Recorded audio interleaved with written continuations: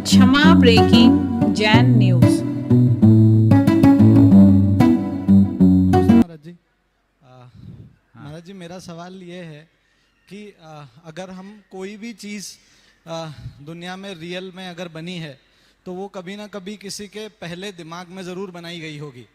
तो मैं आपसे ये पूछना चाहता हूँ कि क्योंकि मैंने गुनायतन को पूरा बनते हुए देखा है, तो ये आपके ही थॉट में पहले बना होगा।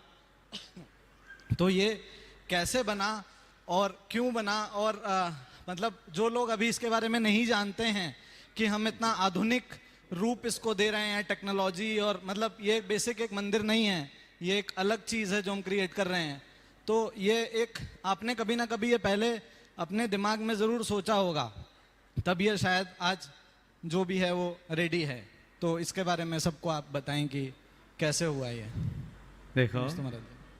बहुत अच्छा सवाल किया है तुमने। ये बात सही है कि कोई भी काम तभी अभिव्यक्त होता है जब वह व्यक्ति के दिमाग से जुड़ता है। अगर चीज़ें हमारे दिमाग में नहीं हों तो कभी प्रकट नहीं होती। जहाँ तक गुनायतन का सवाल है, ये अनायास नहीं हुआ। अगर सुनाऊंगा तो बहुत लंबी कहानी हो जाएगी, और नहीं सुनाऊंगा तो भी तुम लोग शायद खुश नहीं होगे। सुनाई देता। मेरे मन में समोसरण बहुत वर्षों से घूमता था। 1992 में जब गुरुदेव ने हम लोगों को विदिशा भेजा था, तब यह कहकर भेजा था कि विदिशा शीतलनाथ भगवान की त्रय कल्याणक भूमि है, वहाँ जा रहे हो, समाज उत्साहित हो तो वहाँ कुछ करवा देना। हम लोग गए, समाज में उत्साह जगा, और 57 बीघा भूखंड उदयगिरी में क्रय किया गया 1992 में। तब मेरे मन में आया कि यहाँ समोसरण उतरना चाहिए। गुरुदेव से आशीर्वाद लिया, उनका आशीर्वाद भी मिला, और मैं चाहता था कि जैसा शास्त्र में समोसरण है वैसा हूबहू होना चाहिए। फिर मैंने समोसरण के बारे में खूब अध्ययन करना शुरू किया। आगम में समोसरण के जितने संदर्भ मिले मैंने उन्हें घोंटा, और कितनी अनगिन सामायिक में मैं समोसरण में खोया। उसका परिणाम ये निकला कि मेरे आंख बंद करते ही मेरी कल्पना का समोसरण मेरे सामने प्रकट हो जाता। संयोग अलग बना। उसके बाद 2000 में भी हमारा चातुर्मास हुआ। गुरुदेव को वो स्थान उपयुक्त नहीं लगा, और हम लोग फिर दूसरी तरफ चले गए। 2001 में गुरुदेव का विदिशा पदार्पण हुआ, और वो उदयगिरी से शिफ्ट होकर शहर में आ गया, और वहाँ पत्थर का विशाल समोसरण बन रहा है। ये समोसरण की योजना बनी, बीच में इन लोगों का भी चातुर्मास विदिशा हुआ था, लेकिन मेरे अवचेतन मन में वो समोसरण बना रहा। विदिशा का जैसा मैं चाहता था वैसा निमित्त नहीं बना, पर बहुत विशाल समोसरण वहाँ बन रहा है गुरुदेव की कृपा से। ये अपने आप में अनूठा है। फिर जब सम्मेद शिखर जाना हुआ, तो सम्मेद शिखर जी के लिए लोगों ने मुझसे कहा, महाराज यहाँ आप आए हो तो यहाँ कुछ होना चाहिए। वहाँ की स्थितियों को देखकर मेरे मन में भी आया कि देश में सब जगह निर्माण हो रहा है, अच्छी बात है, पर ये मूल तीर्थ है, शाश्वत तीर्थ है, यहाँ भी निर्माण होना चाहिए, क्योंकि शाश्वत तीर्थ तो यही है। और यहाँ निर्माण हो तो कुछ ऐसा निर्माण हो जिससे लोगों को जैन धर्म की आधारभूत बातों का परिज्ञान हो सके। इन्हीं बातों को जब मैं पढ़ाता था, ये ब्रह्मचारी थे संधान सागर जी, एक दिन गुणस्थान पढ़ाया, साथ में शांतिलाल जी बाबा जी भी थे। जब मैंने गुणस्थानों की व्याख्या की तो बाबा जी ने कहा, महाराज आप गुणस्थान के बारे में कुछ कराइए। वही बात मेरे मानस में आ गई और मुझे लगा कि 14 गुणस्थानों को आधार बनाकर सारे जैन तत्व ज्ञान का प्रतिपादन किया जा सकता है। ये घटना 2006 की। मैंने गुरुदेव से आशीर्वाद लिया, लोगों से चर्चा की, लोग एकत्रित हुए। 2007 से इसकी प्रक्रिया को हमने शुरू किया। ट्रस्ट बना, कमेटी बनी, कुछ लोग आगे आए। 2008 में उसका शिलान्यास हुआ। शुरुआत में बहुत छोटा रूप था, लाइट एंड शो की टेक्नोलॉजी से। पर चीज़ें जब बढ़ी आगे तो मुझे लगा ये चीज़ अब बहुत पुरानी हो गई। मैंने उसे हटाया, फिर नए सिरे से सुना। फिर एक लंबी कथा चली, कई तरह की टेक्नोलॉजी का प्रयोग हुआ। 2009 से लेकर 2017 तक हमने 3 स्टोरी बोर्ड तैयार करके उसे कचरे के ढेर में डाला। हमें पसंद नहीं आया। मेरे मन में आता था कि कुछ ऐसा हो जो एकदम यूनिक हो, जिसको देख के ही व्यक्ति के मुख से निकले वाह।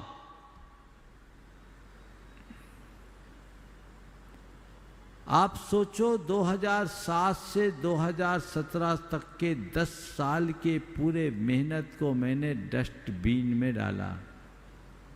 मेरे सामने एक चैलेंज था और चैलेंज लेना मेरी शुरू से आदत रही है और मैंने हर चैलेंज को स्वीकारा है और उसे अपनी उपलब्धियों में बदला है। और मेरी धारणा है कि चैलेंज को चैलेंज की तरह न देखकर अपॉर्चुनिटी के रूप में देखने वाला व्यक्ति ही उसे अचीवमेंट में कन्वर्ट कर सकता है। हमने उसे नए तरीके से सोचा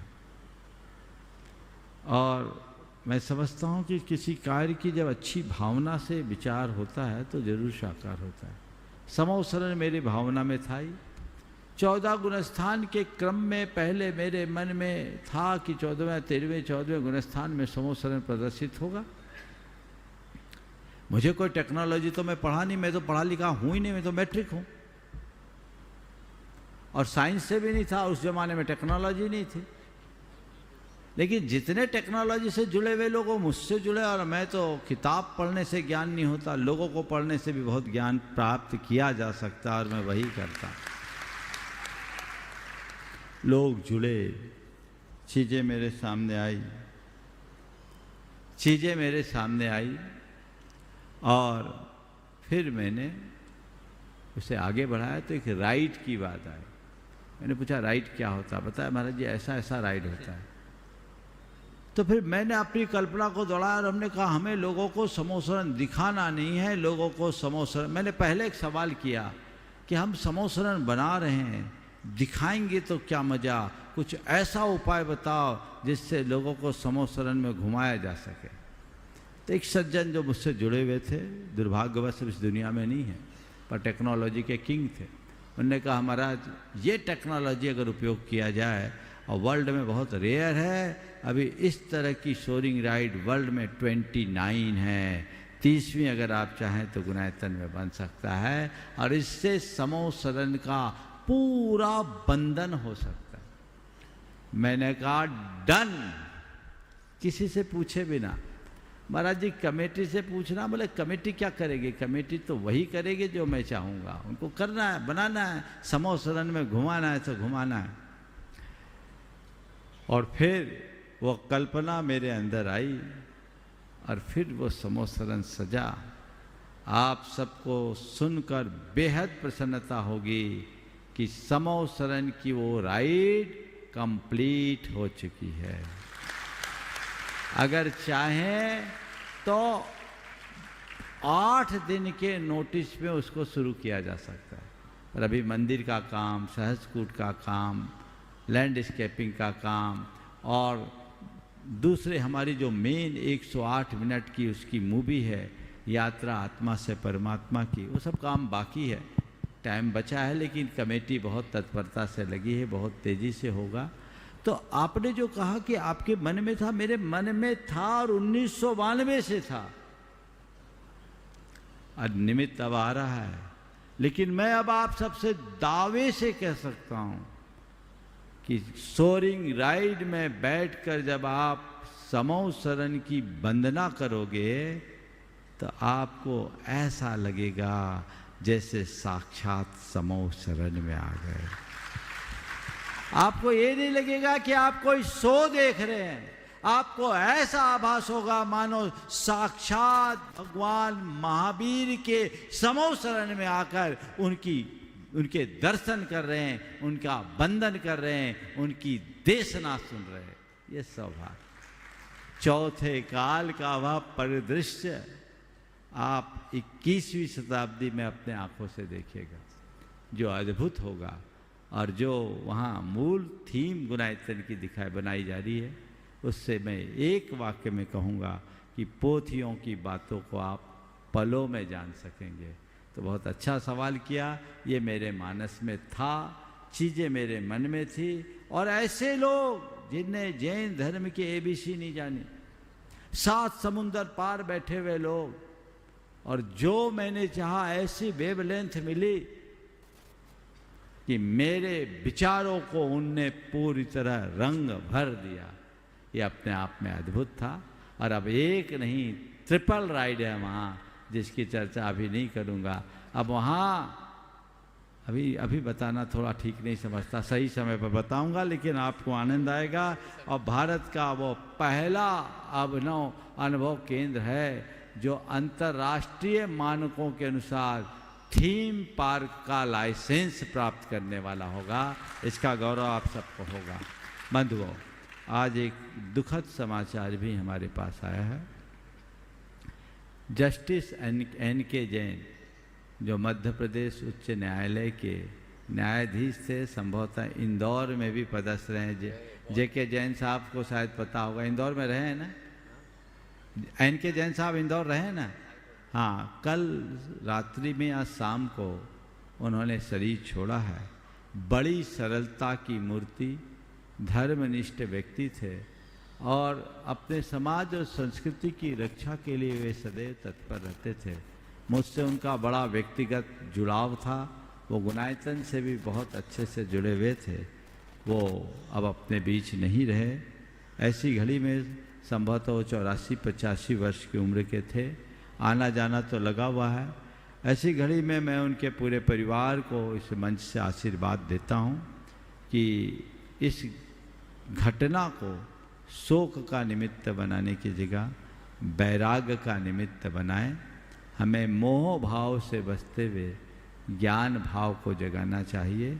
वे चले गए, किंतु उनका आदर्श आज भी हमारे पास है। हम उनके आदर्शों का अनुसरण करें और अपने जीवन को आगे बढ़ाएं। यही मेरा उनके पूरे परिवार, उनके परिजनों और उनके मित्रों को आशीर्वाद है। ओम